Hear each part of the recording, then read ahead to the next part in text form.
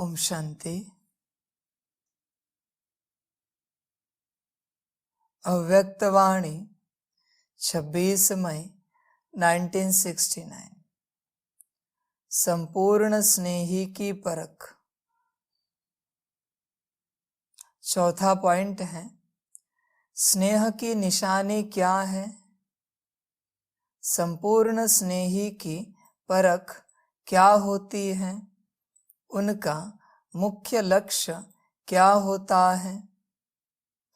आप सभी ने जो सुनाया वह तो है ही, लेकिन फिर भी वह स्पष्ट करने के लिए जिसके साथ जिसका स्नेह होता है, उस कह सूरत में उसी स्नेही की सूरत देखने में आती है। उनके नयनों से वही नूर देखने में आता है। उनके मुख से भी स्नेह के बोल निकलते। उनके हर चलन से स्नेह का चित्र देखने में आएगा। बाबा कहते हैं, स्नेह की निशानी क्या है? संपूर्ण स्नेही की परख क्या होती है? बच्चे इस गुण को बहुत समझदारी से समझे। यह जो स्नेह का गुण है, यह सबसे बड़ा गुण है। अगर आपके अंदर स्नेह का गुण नहीं है तो आप जीवन नहीं जी सकते। स्नेह होना चाहिए। इस विश्व में ऐसा कोई व्यक्ति नहीं मिलेगा जिसका किसी से स्नेह ना हो। फिर वह स्नेह लौकिक परिवार के रूप में किसी से हो या आपके लौकिक एम ऑब्जेक्ट से हो या आपके अलौकिक एम ऑब्जेक्ट से हो, लेकिन आपका स्नेह किसी न किसी से जरूर होता है। अभी उसकी परख क्या है? जिससे स्नेह है आप उसके हिसाब से चलेंगे। किसी का अपने लौकिक एम ऑब्जेक्ट से स्नेह है तो उसका हर कर्म उस प्रकार से होगा। किसी को बड़ा अफसर बनना है तो उसका ध्यान पूरा उसी में होगा, वरना उसका वह स्नेह है। समझ की बात है बच्चों के लिए। किसी का लौकिक में खान पान से स्नेह होता है, वस्त्र अलंकार से स्नेह होता है। उसका कर्म उसी दिशा में जाएगा, उसके बोल, उसके विचार, दृष्टि और वृत्ति भी उसी दिशा में जाएगी। यह स्नेह की परख है। जिससे स्नेह होता है हम उसके हिसाब से चलते हैं। यहां भी बाबा पूछ रहे हैं अगर बाप का आपसे स्नेह है और बाप के अंदर वो गुण आपको दिख रहे हैं कि बाप बच्चों के हिसाब से चल रहा है, तो आप बच्चों का भी बाप से उतना ही स्नेह होना चाहिए और आप बच्चों को भी बाप के श्रीमत अनुसार चलना चाहिए। जब आप बच्चे बाप की श्रीमत अनुसार चलेंगे तो वह स्नेह का प्रमाण होगा। बाप ने कहा और बच्चों ने किया, वह स्नेह का प्रमाण है। अभी बाप किसे सिखला रहा है? बाप आत्माओं को सिखला रहा है। आत्मा समझ के बैठेंगे तो ज्ञान आसानी से बुद्धि में उतर जाएगा। शरीर समझ के बैठेंगे, नाम रूप से बैठेंगे तो ज्ञान उतरेगा नहीं, मुश्किल होगी। बच्चों के लिए यह भी एक समझ की बात है कि किसके सामने बैठे हैं और क्या समझ कर बैठे हैं। बस स्वरूप में बैठ जाओ, सब कुछ अपने आप आ जाएगा। कहा जाता है कि श्री कृष्ण जी ने 64 दिन में 64 कलाएं सीखी, तो क्या आप नहीं सीख सकते? बस स्वरूप में आओ। आप स्वरूप में नहीं होते, इसलिए आपको सीखने में समय लगता है। अभी अगर आत्मा का ज्ञान है तो आत्मा के स्वरूप में आओ। समझ की बात है बच्चों के लिए। संगम युग का ज्ञान है तो संगम युग पर आ जाओ। सतयुग की कोई बात है तो सतयुग में पहुंचो। बस स्वरूप में आओ। मुक्ति तो सदा है हर किसी के लिए, बस मुक्त अवस्था में रह के देखो, अनादि स्वरूप में रह के देखो। परिस्थिति कुछ भी हो, तुम बस अनादि स्वरूप में रहो, मुक्ति अपने आप अनुभव करोगे। तुम अनादि स्वरूप में नहीं रहते और तुम्हें मुक्ति चाहिए, कैसे अनुभव होगी? अनुभव करना है तो उस स्वरूप में आना पड़ेगा। उस स्वरूप में कब आएंगे? अगर श्रीमत पर चलेंगे। श्रीमत पर कब चलेंगे? अगर स्नेह होगा बाप से। बहुत से बच्चे हैं बस नाम के बाप से जुड़े हैं, संस्था से जुड़े हैं, नाम के ज्ञान में चल रहे हैं। नाम के क्यों? क्योंकि बाप जो कहता है वो करते नहीं, वो उनके हिसाब से ही चलते हैं। ऐसे बहुत से बच्चे हैं। बाबा कहते हैं अपने को चेक करो। जब से ब्राह्मण बने हैं तब से बाप की श्रीमत अनुसार हम कितना चले हैं। बाप ने कहा और आपने किया। चेक कीजिए। यही स्नेह की निशानी है, बाप का कहना और बच्चों का करना। लौकिक में भी बाबा कहते हैं जिनका प्यार, जिनका स्नेह एक दूसरे से होता है, जब भी स्नेह की बात आती है तो यह जरूरी नहीं कि वह युगल ही हो। माँ बच्चे का भी स्नेह होता है, भाई बहन का भी स्नेह होता है। समझ की बात है। मित्रता में भी स्नेह होता है। तो जब स्नेह होता है तो स्नेह में हम पूरा सामने वाले के हिसाब से चलते हैं, क्योंकि उससे स्नेह है। फिर वह कांटों के जंगल से लेके जाए या फूलों के गार्डन से लेके जाए, लौकिक बात कर रहे हैं। हम सुध बुध खो देते हैं, बस चलते रहते हैं।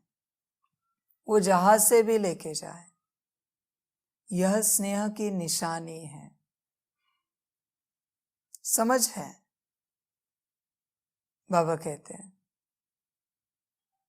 अभी सभी बच्चे यह जानते हैं कि बाप बैठा है। बाप सतयुगी दुनिया में लेके जा रहा है। अगर सतयुगी दुनिया में लेके जा रहा है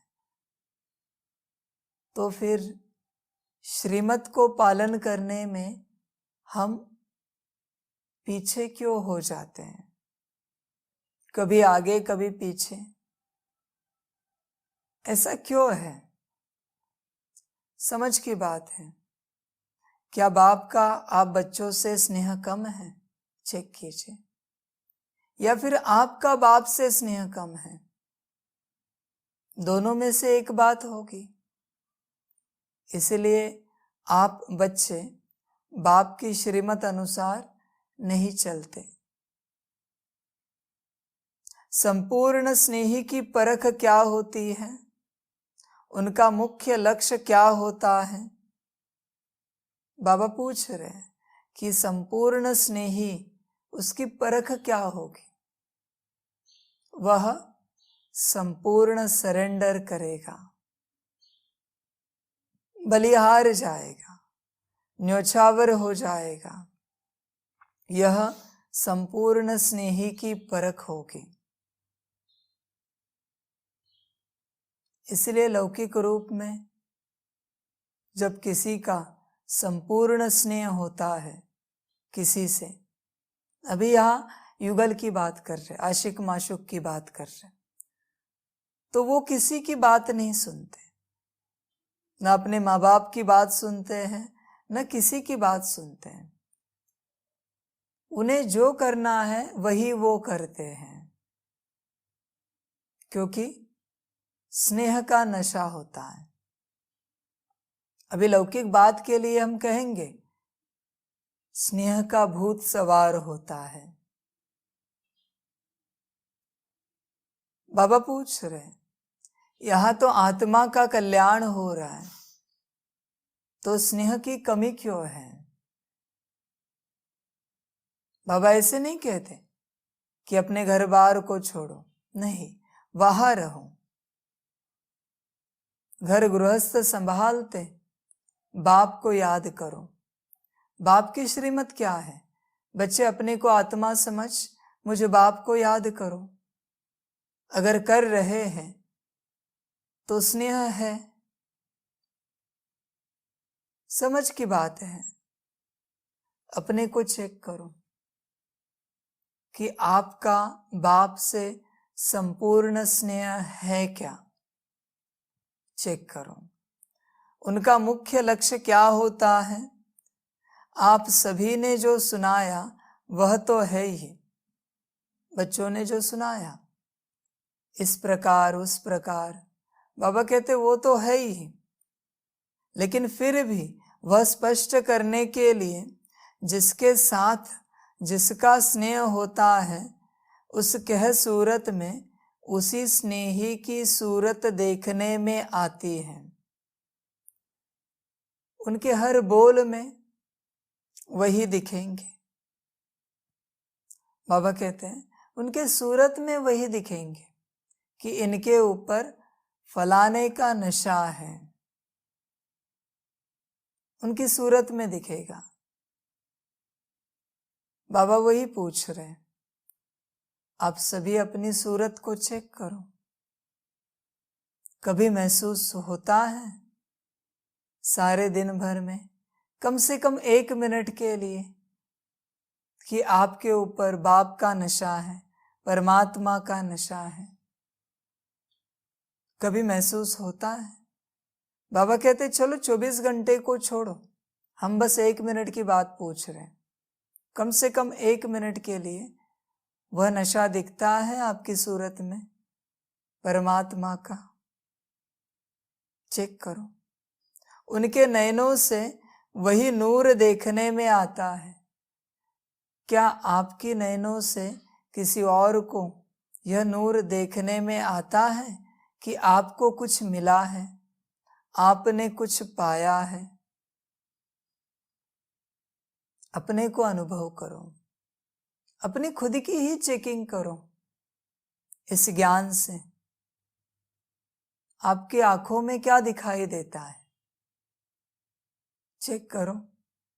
कहीं ऐसे तो नहीं कि आपकी आंखों में बस संसार ही दिखाई देता है? जो अंदर होता है वह नयनों में दिखता है। जो अंदर होता है और जो नयनों में दिखता है वही बोल में उतरता है। जो बोल में उतरता है उस अनुसार ही कर्म होते हैं। बहुत से बच्चे हैं जब भी बाप से मिलेंगे आत्मा परमात्मा की बात नहीं करेंगे, संसार की ही बातें करेंगे।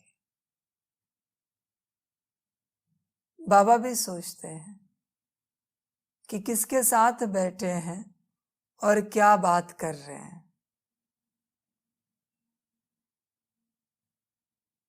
संसार की बातें करने के लिए इन्हें मैं ही मिला था, बाबा भी सोच रहा होगा, और कोई नहीं है। यह भी समझ की बात है बच्चों के लिए कि किसके साथ बैठे हैं और क्या बात करनी चाहिए। तो बाबा कह रहे हैं आपकी सूरत में, आपके नयनों में क्या दिखता है चेक कीजिए। कहते तो हैं बच्चे कि हमें बाप मिला है, परमात्मा मिला है, पर वह दिखता नहीं है। कहने से कुछ होगा नहीं कि आपको कुछ मिला है, दिखना भी तो चाहिए। आप कितना भी कहो आप लौकिक रूप में बहुत अमीर हो, लेकिन लौकिक रूप की अमीरी आपसे दिखनी तो चाहिए। आपके पास वैसे घर चाहिए, गाड़ी चाहिए, आपके कपड़े चाहिए, तब वह अमीरी अपने आप दिखती है। उसी प्रकार रूहानी रूप से आप अमीर हो तो आपके चेहरे से, आपके नयनों से, आपके बोल से दिखना तो चाहिए कि आप रूहानी रूप से अमीर हो। चेक करो अपनी सूरत को, अपने नयनों को। आपकी सूरत में क्या दिखता है? बाबा दिखता है? बाबा ने तो कह दिया है कि अंत समय में मेरे हर बच्चे से मैं दिखूंगा। आप उसके बच्चे होंगे तो बाप दिखेगा, नहीं होंगे तो कोई बात नहीं, जिनसे दिखना होगा दिख जाएगा। अंत में हर बच्चे के बोल से मैं अनुभव हो जाऊंगा हर किसी को। अपने बोल को चेक करो। बाबा कहते हैं चेक करो, अपने नयनों को चेक करो। हर बच्चे की दृष्टि से मैं दृष्टि दूंगा सारी दुनिया को, सारे विश्व को। आपके नयनों में कौन है चेक करो। उनके हर चलन से, बाबा कहते हैं उनके मुख से भी स्नेह के बोल निकलते हैं। उनके हर चलन से स्नेह का चित्र देखने में आएगा। बाबा कहते हैं 4 बातें। उनकी सूरत में बाप दिखाई देगा। स्नेह की बात हो रही है, जिससे स्नेह होगा वो दिखाई देगा। बाबा यह कहेंगे कि अगर आपको स्नेह है बाप से तो बाप दिखाई देगा। उनकी सूरत में स्नेही की सूरत देखने में आएगी। उनके नयनों से वही नूर देखने में आता है। उनके मुख से भी स्नेह के बोल निकलते। उनके हर चलन से स्नेह का चित्र देखने में आएगा। जिससे स्नेह है, सूरत, नयन, बोल और चलन, चारों में स्नेह ही होगा। जिससे स्नेह है, उनकी चाल चलन भी बदल जाती है, उनका खान पान भी बदल जाता है, उनका साज श्रृंगार भी बदल जाता है। वह सब स्नेही के अनुसार होता है। बाबा कहते हैं बच्चे अपने को चेक करें। सूरत में बाप की रूहानियत है, दृष्टि में बाप की अलौकिकता है। चेक कीजिए नैनों में, फिर मुख में बाप का ज्ञान निकलता है, चेक कीजिए। और कर्म में ब्राह्मण, फरिश्ता और देवताई कर्म दिखते हैं जो बाप ने सिखलाए हैं, चेक कीजिए।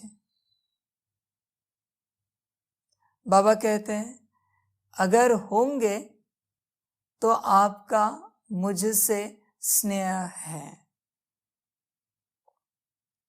आपका साज श्रृंगार भी बाप समान है, चेक कीजिए। लौकिक में भी ऐसे ही होता है, जिससे स्नेह होता है वो कहे कि यह ड्रेस बहुत अच्छा है तो आप वही पहनेंगे। बाबा भी कह रहा है यह गुण शक्तियों का ड्रेस, साज श्रृंगार बहुत अच्छा है, यह विश्व सेवा का साज श्रृंगार बहुत अच्छा है, तो क्या आप वह पहन रहे हो? चेक करो। अगर पहन रहे हो तो इसका मतलब बाप से स्नेह है। नहीं पहन रहे हो माना बाप से स्नेह नहीं है। इसलिए इस आध्यात्मिक राह पर सद्गुरु से स्नेह होना बहुत आवश्यक है, तब ही आप श्रीमत पर चलेंगे। अगर स्नेह नहीं होगा तो चलने में दिक्कत आएगी, परेशानी होगी, मनमत बाहर आएगी ही आएगी हर बात में, अगर स्नेह नहीं है।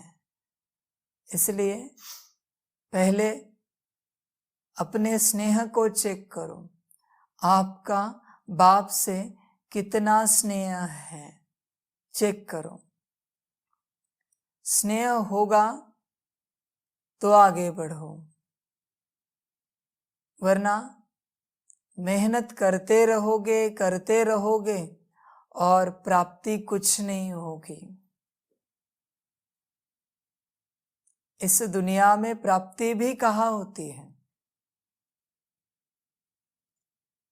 जिस एम ऑब्जेक्ट से आपको स्नेह है और उसके लिए आप मेहनत कर रहे हो, पहले तो उसके लिए जो कुछ करोगे वह मेहनत नहीं लगेगी। फिर भी कह रहे कि उसके लिए जब आप मेहनत कर रहे हो तब ही वह प्राप्ति होगी।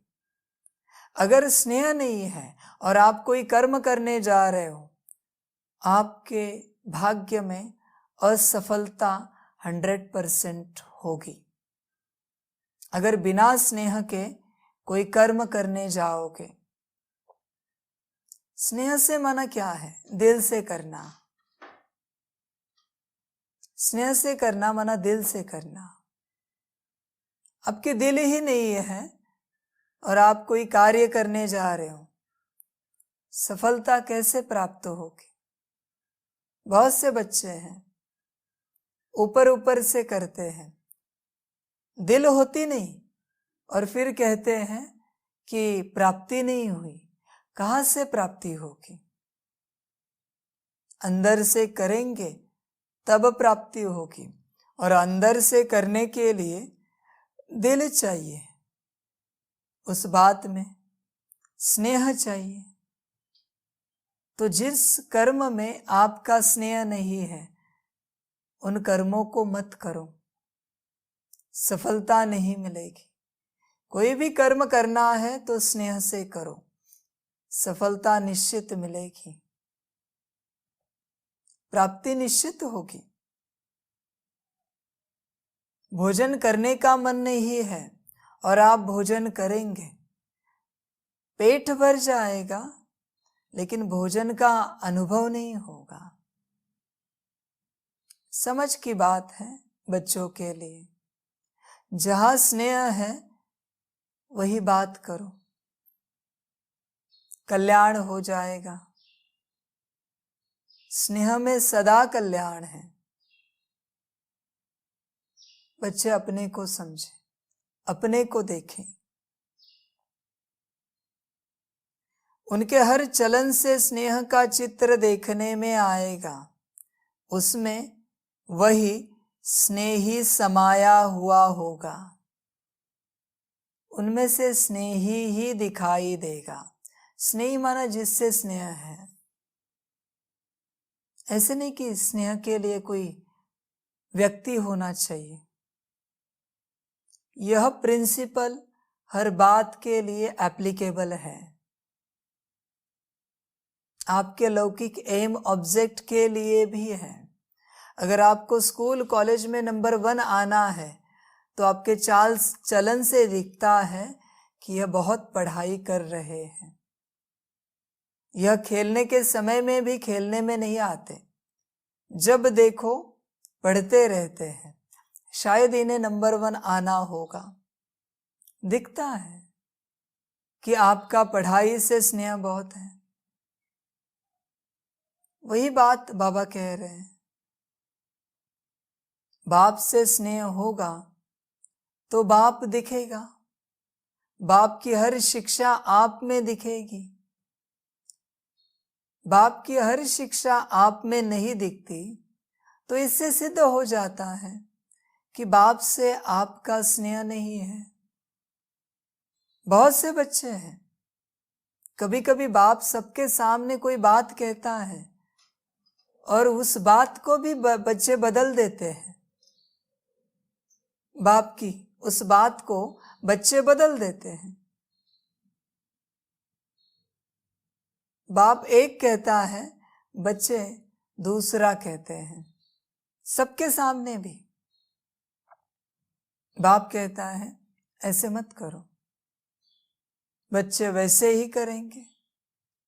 बाप कहता है ऐसे चलना चाहिए, बच्चे उससे विपरीत चलेंगे। अभी इन बच्चों को क्या कहें? यह बच्चे बच्चे कहलाने के भी लायक नहीं हैं, क्योंकि इन्हें समझ में नहीं आता है कि कौन बात कर रहा है। वो बस अपनी बात, अपने संस्कार, अपनी इच्छाएं ही आगे रखेंगे, क्योंकि उन्हें अपनी बात से बहुत स्नेह है, अपने संस्कारों से बहुत स्नेह है, अपनी इच्छाओं से बहुत लगन है, बहुत स्नेह है। उसमें ही वो मगन है।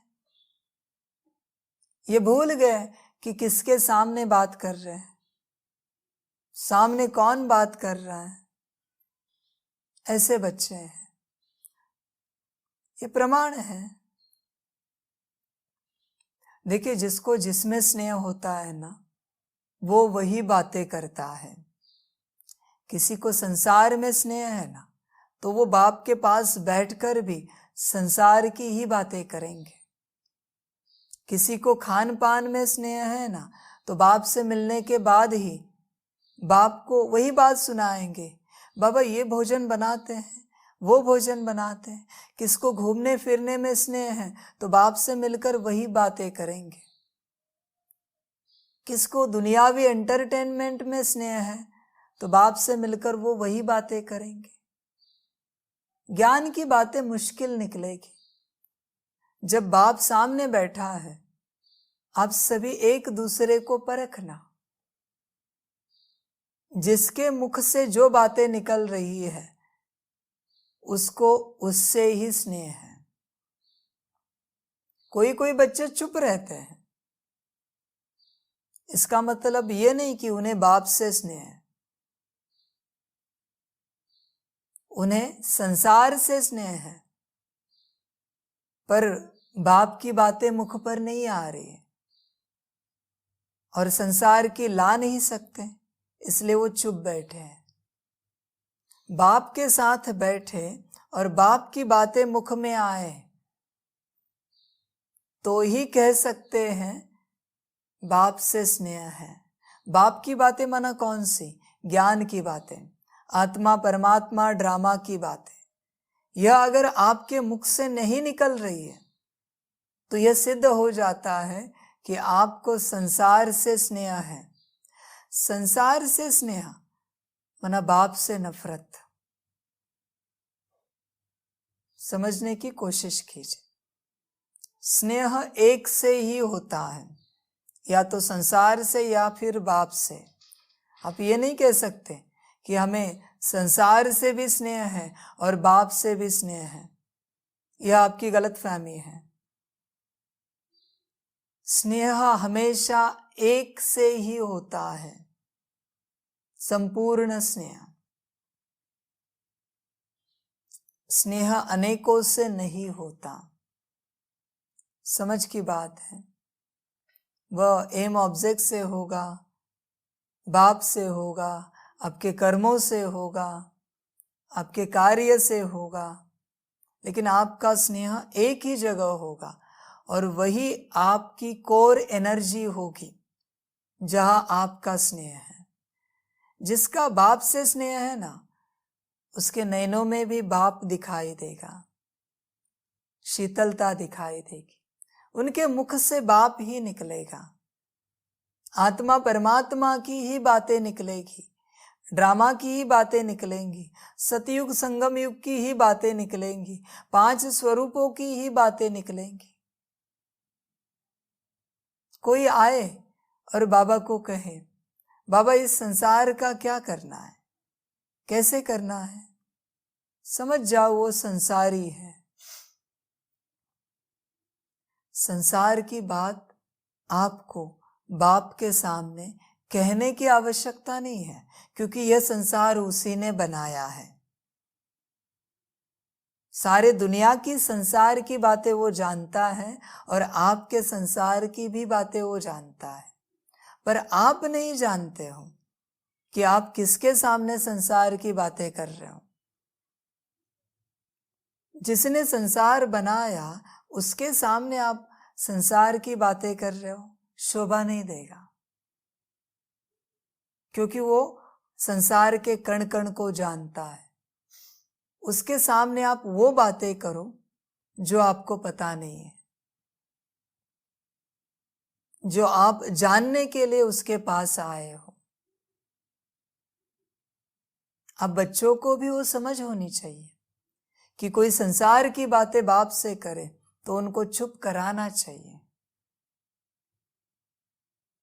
कोई भी बात हो संसार की, संसार की बातें माना मिट्टी की बातें, देह से लेकर इस विश्व तक सब मिट्टी है, उसकी बातें जब भी कोई करे उनको चुप कराना चाहिए, उनको बताना चाहिए अब कौन सी बातें किसके सामने कर रहे हो, आपको समझ में आ रहा है। उनको कहो कि सामने कौन बैठा है, सुप्रीम रूह बैठी है, तो रूह की बात करो, रूहानी बात करो, आत्मा की बात करो, ड्रामा की बात करो। क्या सुदामा श्री कृष्ण जी से मिलने गए तो संसार की बातें की? उन्होंने मित्रता की बातें की, मना रूह की बातें की, संसार की बातें नहीं की। समझ की बात है बच्चों के लिए। अगर आप में स्नेही समाया हुआ है, मना बाबा से आपका परम स्नेह है, तो आपके चाल चलन से बाबा ही दिखेगा, आपकी हर बात से बाबा दिखेगा। बाबा कहते उसमें वही स्नेही समाया हुआ होगा, ऐसी अवस्था होनी है। जब बच्चों की ऐसी अवस्था होगी कि उनके सूरत में, नयनों में, मुख में और चलन में बाप होगा, तब ही बच्चे विश्व कल्याण कर पाएंगे। सदा के लिए हम कह रहे हैं, ऐसे नहीं कि 4 घड़ी के लिए बाप है फिर 10 घड़ी के लिए संसार है, सदा के लिए बाप। ऐसी अवस्था जब होगी तब ही बच्चों से विश्व कल्याण होगा। तब तक बच्चे स्व कल्याण ही करते रहेंगे, वह भी कितना होगा पता नहीं, क्योंकि संसार समाया हुआ है, संसार से स्नेह बहुत है। अभी बच्चों और बाप के संस्कारों में बहुत फर्क है। जब समान हो जाएंगे तो आपके संस्कार देखने में नहीं आएंगे। बाबा कहते हैं अपनी अवस्था को चेक करो, आपका स्नेह कितना है बाप के साथ। बाप की हर बात को आप दिल से कितना मानते हो। मानते तो सभी हैं, लेकिन दिल से कितना मानते हो, स्नेह से कितना उस पर चलते हो। अपनी अवस्था को चेक करो। चेक करेंगे तो पता चलेगा। बाबा कहते हैं, रोज कह रहे बाबा, बहुत गई थोड़ी रही, अभी तो मुझसे स्नेह करो। बस हुआ 5000 साल तुमने संसार से स्नेह किया, क्या मिला? आधा सुख आधा दुख। अभी बाबा कहते हैं मैं संगम पर आया हूं और वह संगम भी समाप्त हो रहा है। अभी तो बाप से स्नेह करो, यह भी कहना पड़ रहा है कि बाप से स्नेह करो। स्नेह करना मना बाप की बात को मानना, उस पर चलना। अभी तो संसार छोड़ो। संसार में सब असार है और बाप में ही सारा सार है। तुम सार छोड़ के असार के पीछे भाग रहे हो। तुम्हें कब वैराग्य आएगा कि तुम परमात्मा के पीछे बुद्धि से भाग जाओगे? बाबा कहते हैं जितना स्नेह तुम्हारा संसार से है ना, उसमें से 1% भी मुझसे हो तो भी तुम्हारा उद्धार हो जाएगा। पर तुम्हारा है नहीं। तुम्हारा संसार से स्नेह बहुत है और मुझसे बिल्कुल नहीं है। हम बात कर रहे बिल्कुल नहीं है। होता तो तुम मेरी बात मानते, दिल से, स्नेह से, प्यार से। पर तुम्हारा बिल्कुल स्नेह नहीं है। बहुत बच्चे हैं, उनका सतयुगी पद पोजीशन से स्नेह है, इसलिए ज्ञान में रुके हुए हैं, ठहरे हुए हैं, इसलिए ज्ञान में चल रहे हैं। बाप से स्नेह नहीं है। उन्हें सतयुग चाहिए, वहां की पद पोजीशन चाहिए, इसलिए ज्ञान में चल रहे हैं। आप बच्चे अपने को चेक करो। बहुत गई थोड़ी रही, उस थोड़ी में से भी बहुत थोड़ी रही। इस महावाक्य को ध्यान में रखना। अब इस थोड़ी में ही संसार की माया बहुत बढ़ेगी, बहुत बढ़ेगी संसार की माया। आपको बीच बीच में शमशानी वैराग्य बहुत आएगा। नहीं, आज से बाबा की हर बात मानेंगे, बाबा जो कहेगा वही करेंगे। अगली घड़ी जैसे थे, क्योंकि यह जो थोड़ी में से भी बहुत थोड़ी बची है ना, उसमें विराट माया जन्म ले चुकी है, क्योंकि अंत का समय है। इस बात को ध्यान में रखना। अभी अंत के समय में संसार की माया विराट रूप में खड़ी है। ऐसे नहीं कि बाप की एक बात मानी दूसरी नहीं मानी। बाप ने 10 बातें कही है, उसमें से एक भी नहीं मानी, 9 मानी है, लेकिन एक नहीं मानी, फिर भी यह विराट माया आपको खा जाएगी। आपको अंत के समय में 10 की 10 बातें माननी पड़ेगी दिल से, और 10 बातों पर चलना पड़ेगा, तब माया से छूट जाएंगे। 10-20 साल, 30 साल, 40 साल पहले बात अलग थी। अभी माया विराट है। अभी इस माया ने महामाया का स्वरूप लिया है। ध्यान में रखना।